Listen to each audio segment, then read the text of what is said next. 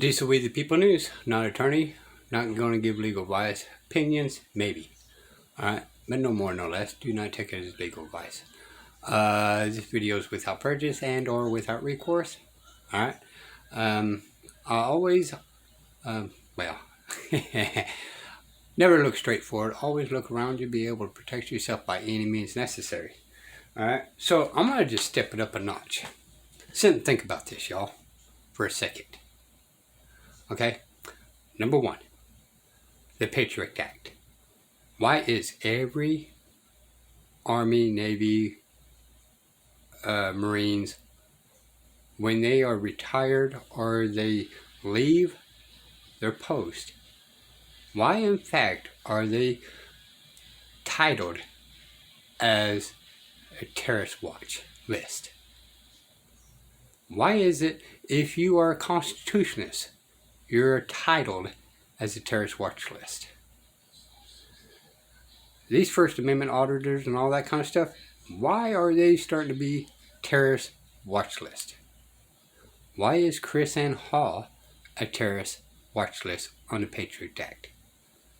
When everybody else may be speaking truth, then who in fact is telling the truth and who is lying? Because the one thing I could tell you, I'm not 100% against government. I'm against dishonorable government. You past president, future presidents, you stabbed your family in the back.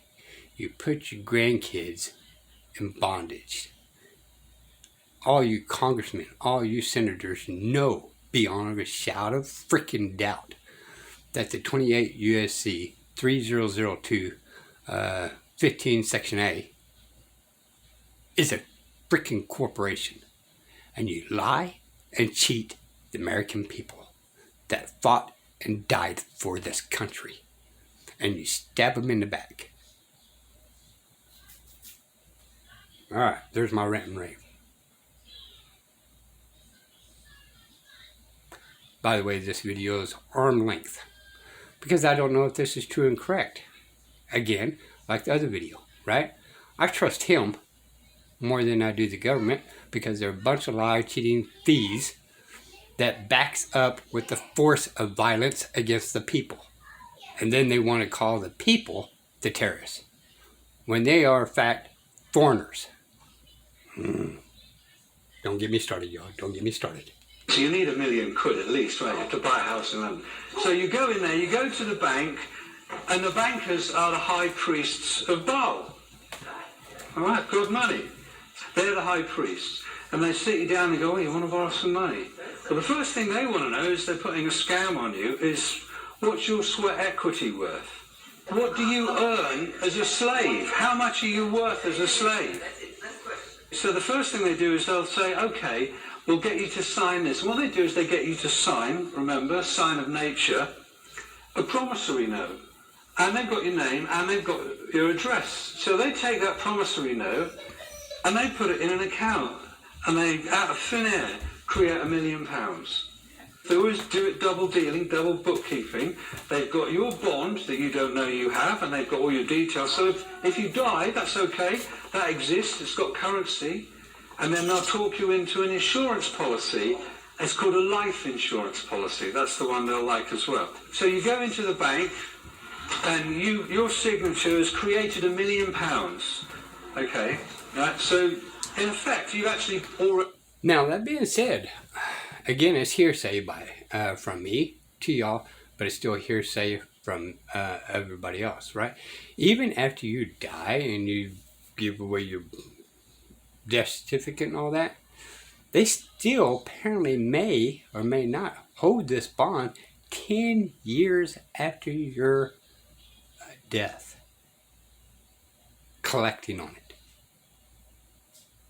Now, I have to say that if I collected money off of a dead person, would that or would that not be fraud, people? Would that or would that not be fraud? Don't get me started. Let's go. Already bought the house. Right, but then what they do is they talk you into paying another £1 million, which they call the principal.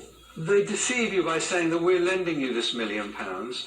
So you've gone into the bank as a sovereign, creative, living being, soul, flesh, blood, inheritance and everything. Your signature's created £1 million. They've got an undertaking from you now to work for the rest of your life to create another £1 million, and they're going to charge you interest on that as well. So you've created £2 million plus whatever interest they want to put on the top of that. What have the bank risked? A big fat zero. But then that's the religion, isn't it? Because they get you to go out there. You are handing over something of value on a daily basis. When you clock in or you go to work, you're giving the most valuable thing that you've got, your time, your life. That's you paying homage to their God. Okay, you can go one day a week somewhere else and believe that you're doing something else. But physically, in your reality, you've got no choice. You're in bondage. You want to talk about freedom? Tell me how long you're going to last without money in your pocket. And then you see how much freedom you got. That's the reality. That belief is so powerful. Goes back into bums, right? Who's more in bondage? The bums or you? I mean, if you were to get £100,000 in used notes and just throw it on any street, Trafalgar Square or somewhere like that, you'd see complete insanity. You'd see total violence breaking out. I've worked in rehabs. I specialised in the treatment of addictive clients, you know, drug addicts, alcoholics. And their parents would come in and they would say to me, well, he's done detox, he's done his cold turkey, surely those cravings are gone. You know, he's not physically addicted to it anymore. I said, oh, no. And they looked at me like this. I said, no, it's the psychological addiction that's the most important thing. I said, they're addicted to a mood and mind-altering substance. And they said, but we don't understand, you know, as long as he doesn't drink anymore, as long as he doesn't do any more heroin, he'll be fine. You know, that's what changes his mood and his mind. And I said, okay, here's a table. I'll put a wee baggie of smack, some brown on the corner there, a bit of coke, a bit of marijuana, a bit of nice grass, nice sticky bud, say, something like that would be nice. Some bottles of Maurice Chandon, eh? Some Louis Saint-Georges, a few bottles of Rioja. All right, if you want, a couple of tins of Tennant's, or special brew. What would you like? And they go, oh no, we're not really interested in anything else. I'll tell you what, I'll put £5,000 in used 20s. Oh, that'd be nice.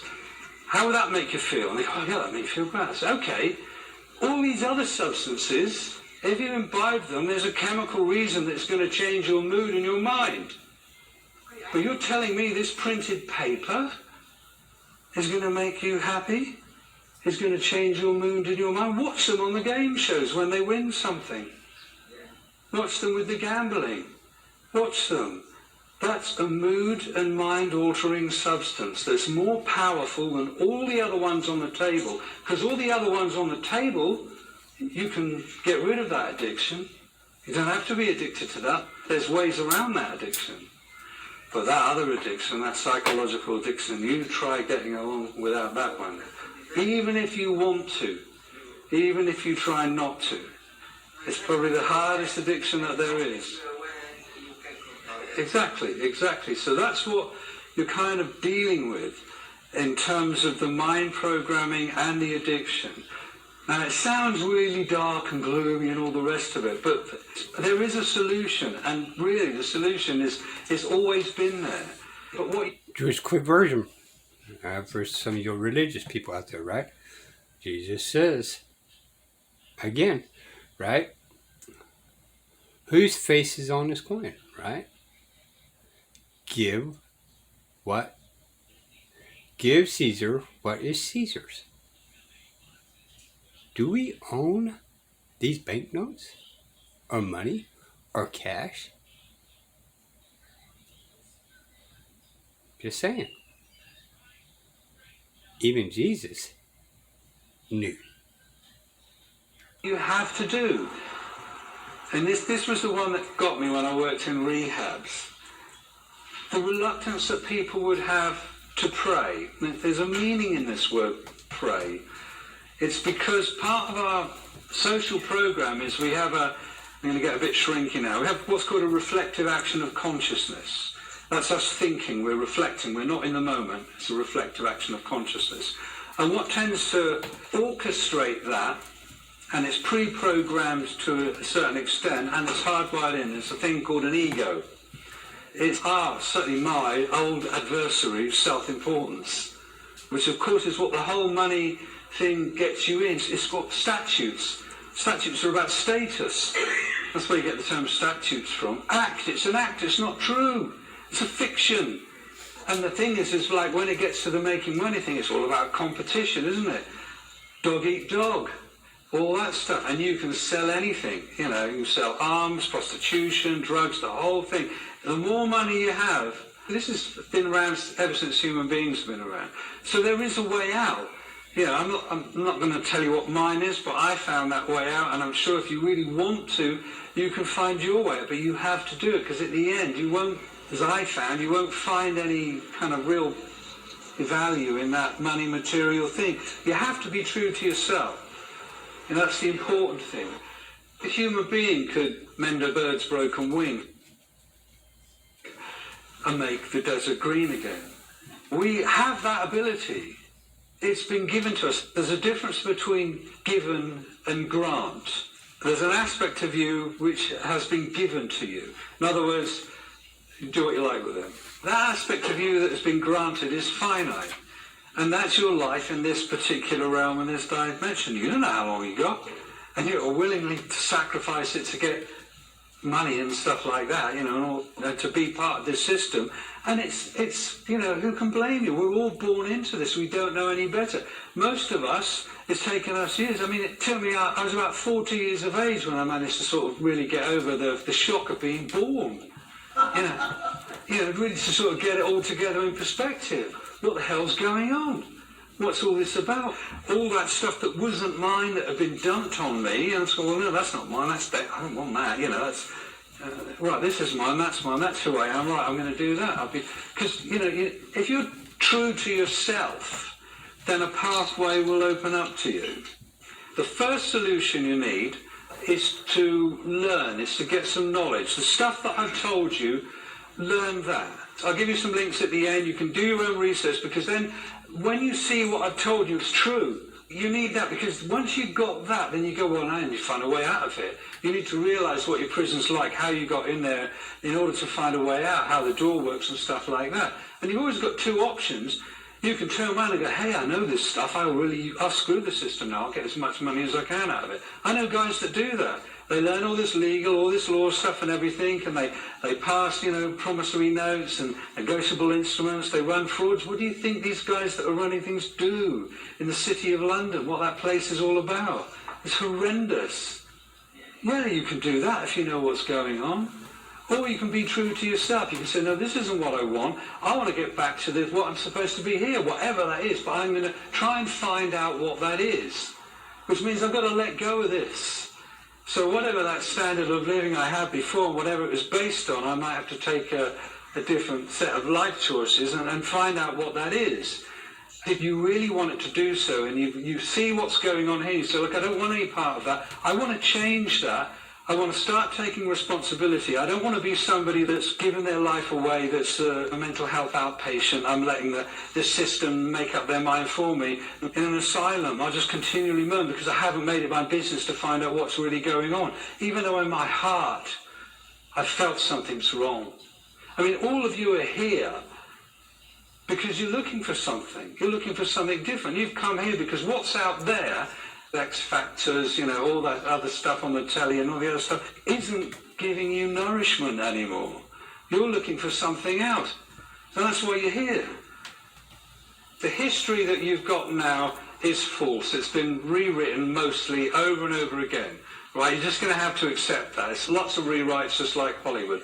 But there was a time when there was true law of love, and there were teachers that came and taught that. And they said very clearly what was going to happen and what was likely to happen if humanity didn't change. If you kept following the moneylenders, the slave traders, with their false religions and all that kind of stuff, where it was going to go. I don't care if you're black, white, yellow, wherever you come from. I'm only interested in one thing, and that's the quality of your consciousness. What is it that's inhabiting the vehicle you're inhabiting? Where's that at? Where does that want to be? Where does that want to go? That's what really matters when you get through all that divisive stuff. That's what's really important. You know, we really need to just focus simply on that. I met this lovely girl today, young, beautiful, chatty girl. She was Greenpeace. I said to her, "You're selling." She said, "No, I'm not. I'm working for Greenpeace. I'm doing something good. The pollution and all the other stuff, the government aren't doing anything, and so we in Greenpeace are doing." I said, "I bet you feel good about that." She said, "Yeah." I said, "But somewhere along the line, you're going to ask me for a bank account, aren't you?" And she went, "Yeah." I said, "You're selling." I said, "The guys that create this world the way it is with all its pollution are the banksters and the moneylenders. You're working for them. You're selling for them. You're getting work for them. And you're feeling good about it, aren't you? Look how clever they are. You don't..." Alrighty.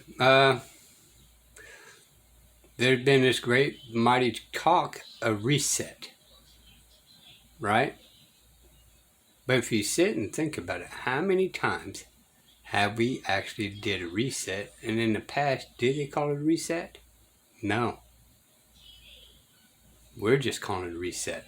But in fact, it's been happening over and over and over. Just saying, y'all.